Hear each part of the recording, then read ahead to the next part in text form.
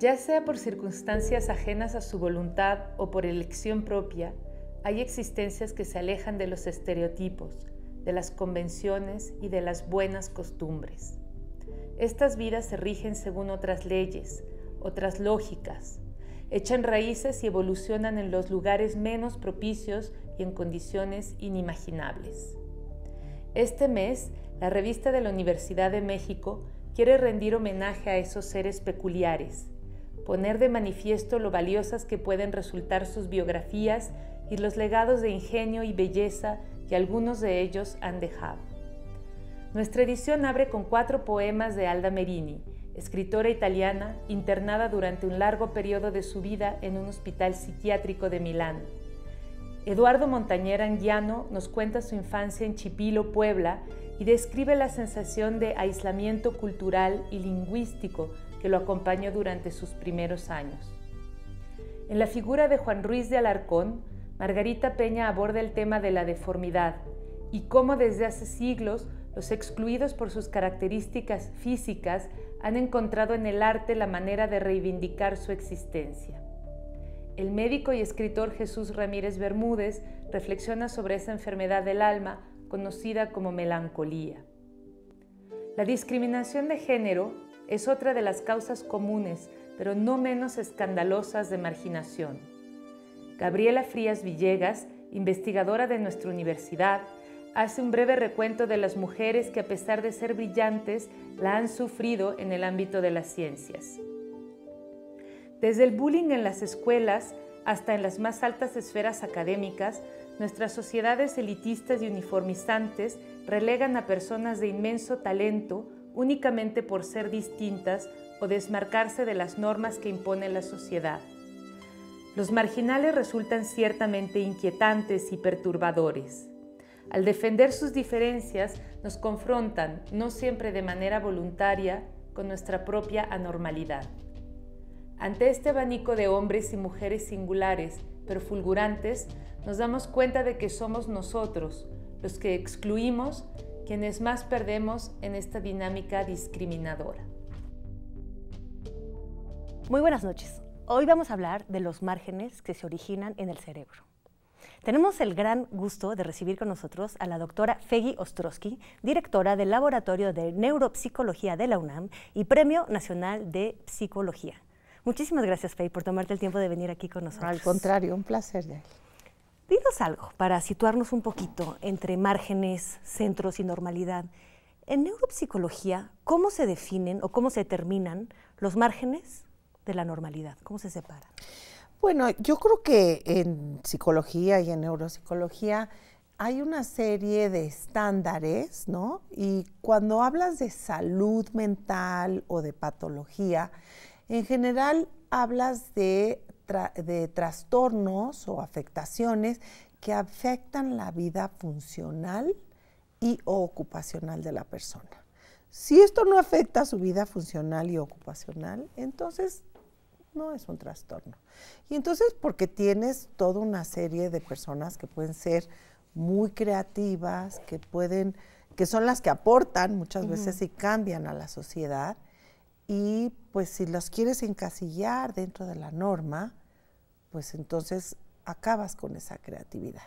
Entonces, si es una conducta que afecta al individuo para su funcionalidad o a los que los rodean, entonces pues sí hay una intervención, ¿no? Claro, es una marginalización personal por el sufrimiento o una marginalización, una marginación más bien que hace el grupo, que tiene que realizar el grupo.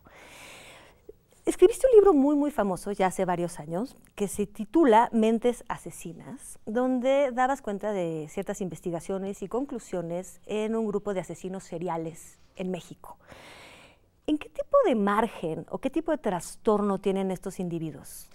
Bueno, yo creo que lo que es interesante, no hay tantos asesinos seriales. Yo trabajé específicamente con Juana Barraza Samperio, que es la conocida Mataviejitas, que está acusada de asesinar a 18 mujeres de la tercera edad, de intentos de homicidio en otras 2, ¿no?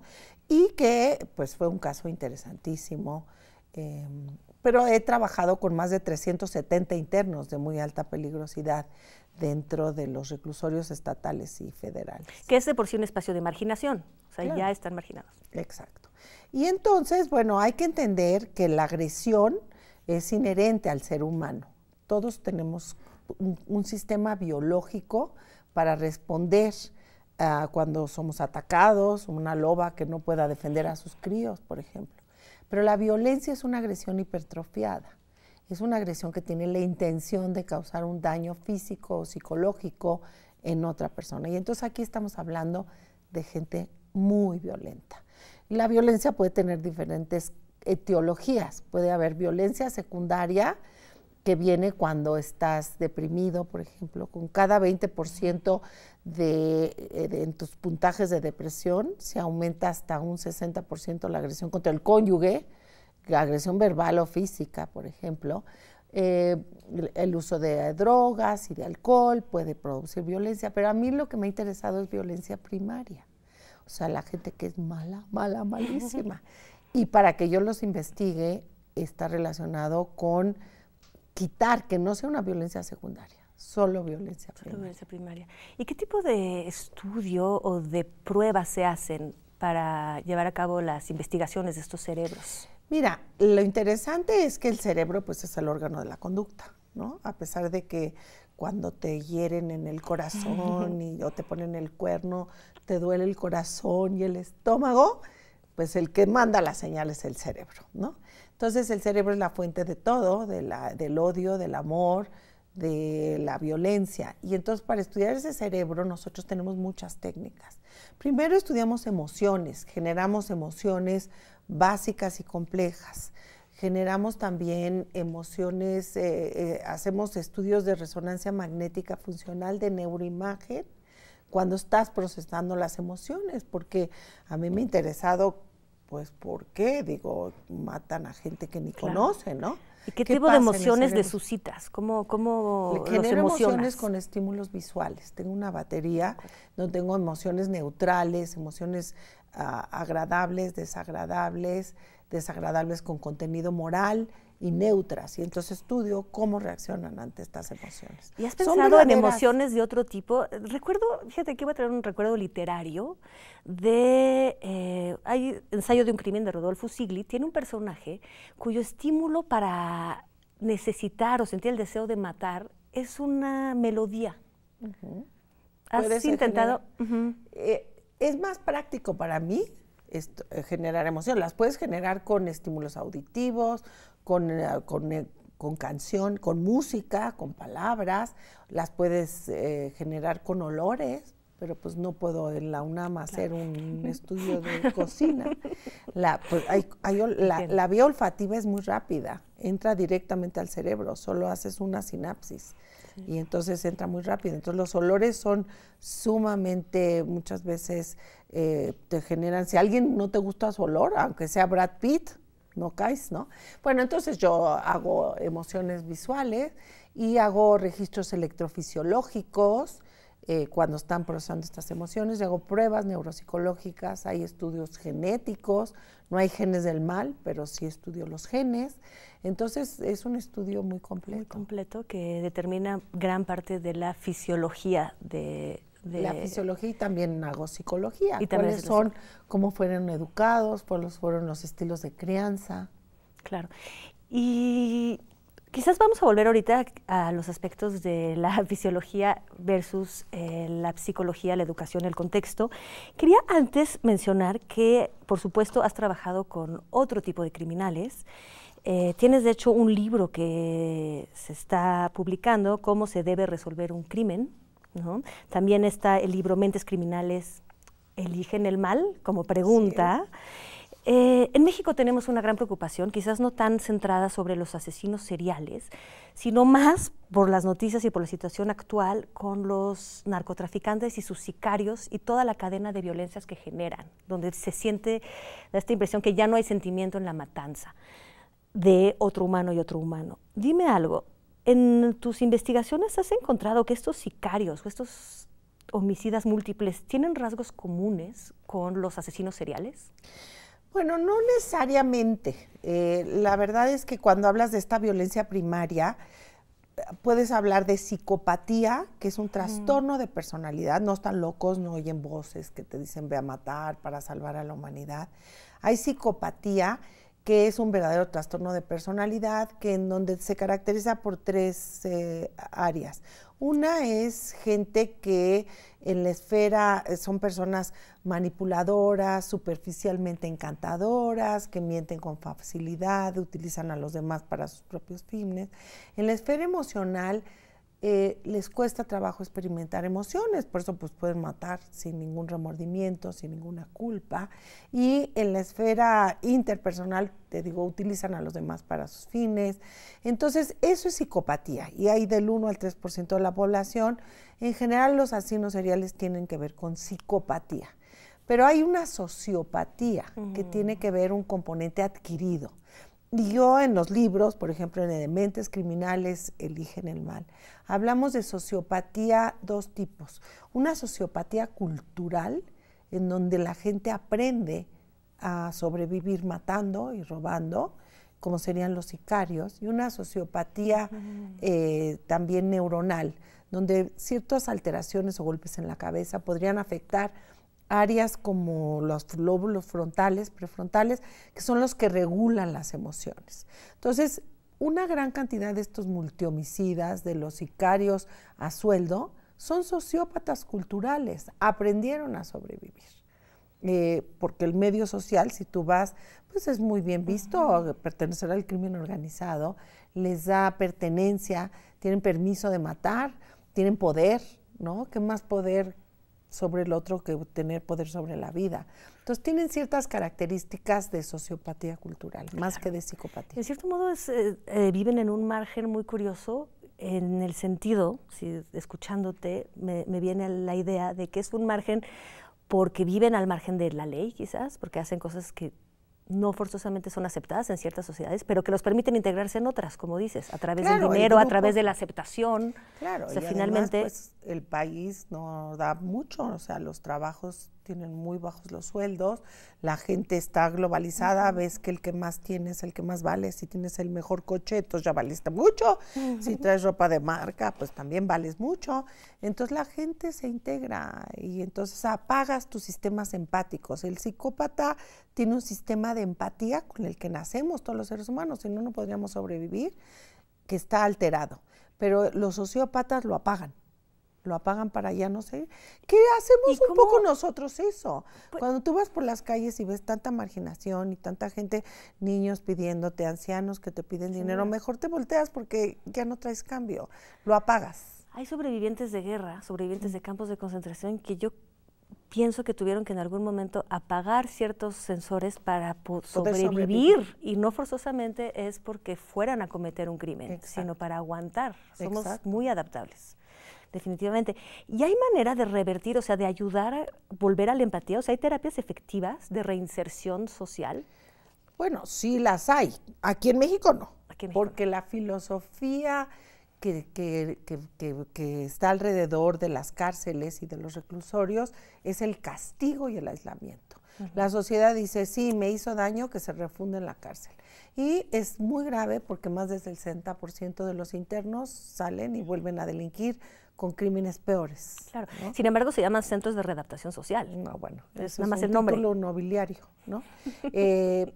Yo creo que la sociedad tiene que aprender que tienen que readaptar a las personas. Y entonces les dan a lo mejor en ciertas cárceles como terapias, como que hagan cajitas y pinturas y pues te enseñan sus cuadros y dices, ¿qué vas a hacer cuando salga? Pues esto, pues seguro van a volver a delinquir porque ni pintan tan bonito, ¿no? Entonces tienes que readaptar, tienes que manejar, acompañar en controlar estos impulsos. Sí se puede hacer, claro que hay terapias. Hay terapias, nada más que carecemos ahorita que es de los recursos, de la implementación. De las ganas. De las ganas. La sociedad misma está demandando que nada más los refundas en la cárcel. Y se nos está regresando esta parte filosófica. Creo que tenemos que ser más empática la sociedad y trabajar desde muy temprano. De acuerdo. Nos vamos a ir un corte, ¿sí? Y regresamos en un momento para la segunda parte de este programa. Por favor, no nos dejen. Estamos hablando de los márgenes que se originan en el cerebro.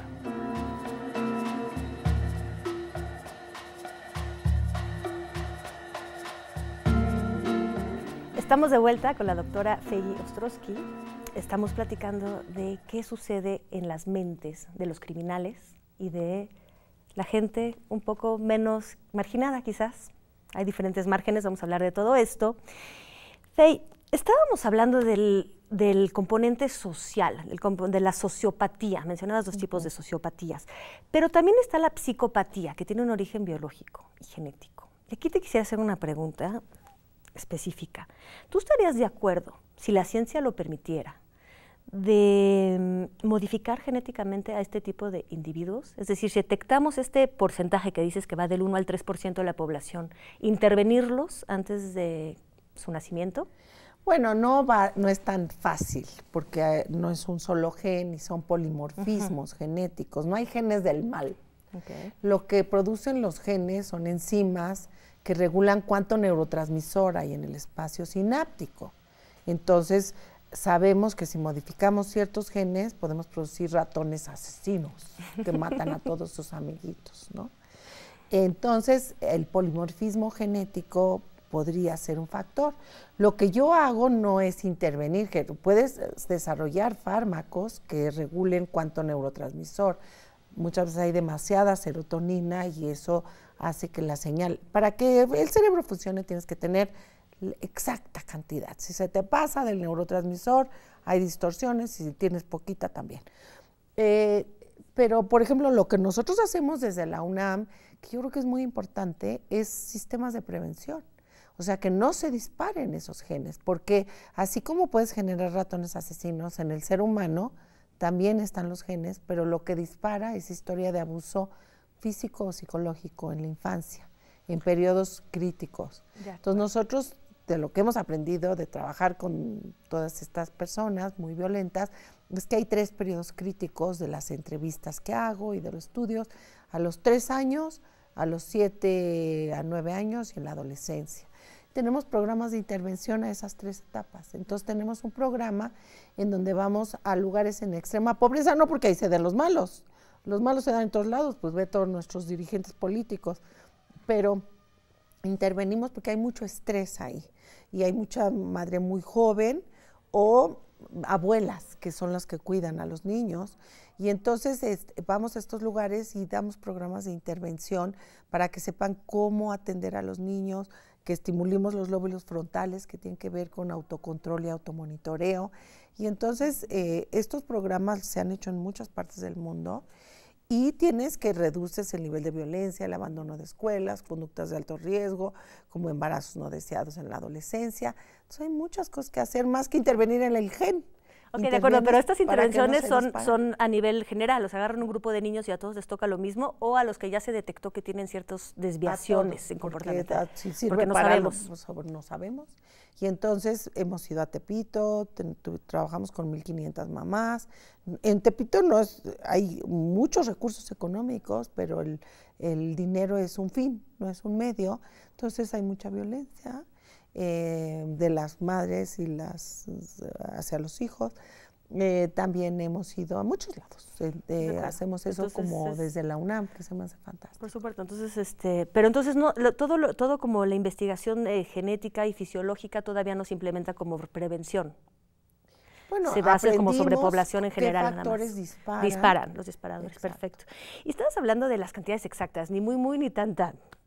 ¿Qué pasa en el lado opuesto de estos sociópatas? Bueno, por ejemplo, yo lo que estudio te decía, las emociones, y estudio emociones básicas, pero también emociones complejas, como las emociones morales, que tienen que ver con la interacción, la empatía, varios aspectos. Y entonces, el otro extremo, pues tenemos gente que es súper altruista, que se la pasa ayudando a la gente, como la Madre Teresa, o gente hipersensible que tiene tanta empatía, como lo que tú decías, tengo tanta empatía, que te duele todo, ¿no? Te duele el dolor de los demás, y entonces tienes que ir hasta terapia porque te duele tanto.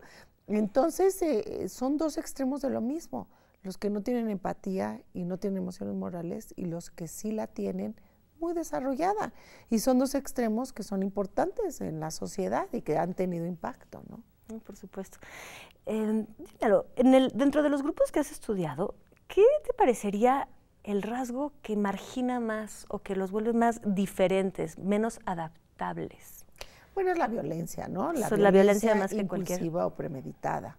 Es gente que está usando el cerebro para el mal, de cómo hacerlo, pero también un rasgo, que eso es lo que me llevó a escribir con un filósofo el libro Mentes criminales eligen el mal. Porque, pues, yo les preguntaba a varios, ¿no? Y lo sigo haciendo. Oye, ¿eres buena persona o mala persona? Y me dicen, no, yo soy bueno. Le digo, ¿cómo vas a ser bueno si te dedicabas a matar y a partir en cachitos y eso? No, doctor. Ese es mi trabajo, ¿no? Pero yo soy bueno. Le digo, ¿y cómo eres bueno? Pues mira, si tienes hambre y yo estoy comiendo una torta, te doy de mi torta. Soy buenísimo. Entonces, ¿cómo distorsionas cognitivamente para poder seguir viviendo? Y entonces justificas que es tu trabajo. Y creo que en esa parte es donde también debemos intervenir, ¿no? Claro. Porque para tener una conducta tienes que tener cognición, la parte cognitiva, la parte emocional y la conducta. Y esas tres tienen que estarse hablando. Y hay personas que viven vidas ejemplares y se sienten muy angustiadas y ansiosas, ¿no? Por supuesto. Conductoras de televisión fantásticas que luego se sienten mal, ¿no? Pero hay gente fantástica, ¿no? Que no se valora como debe valorarse. Por supuesto, no, lo que mencionas del trabajo y esta separación esencial para vivir, creo que en efecto es central, esencial, se ha traído mucho a discusión. De hecho, ha resurgido un libro muy famoso de hace más de medio siglo, creo, de Hannah Arendt, ¿no? Con Eichmann en Jerusalén, donde hablaba de la banalidad del mal, ¿no? De toda esta gente que hacía el mal separados, digamos, de sus emociones y sentimientos, porque tenían que hacerlo. Bueno, la lectura es un poco más compleja, pero digamos que así claro, se ha difundido y así lo podemos entender los que no somos especialistas. Sin embargo, ¿sí hay gente que vive con la idea de hacer el mal o no? O sea, yo sigo con esa duda. Imagino que la mayoría cree que es buena, pero sí hay este fantasma de soy el malo y satánico. O sea, ¿no has encontrado gente que sí vive queriendo hacer el mal? Claro, sí. Bueno, pero no es así como... Bueno, Juan, todo es una relación complicada porque no te paras un día y dices, ¿qué voy a hacer ahora? Voy a ir a matar viejitas, no. En general hay una historia de mucha hostilidad en la infancia que te lleva a cero figuras rescatadoras, no hay maestros o maestras o psicólogos o vecinos que dijeron te voy a echar la mano. Muchas gentes salen adelante porque alguien les echó la mano, una persona.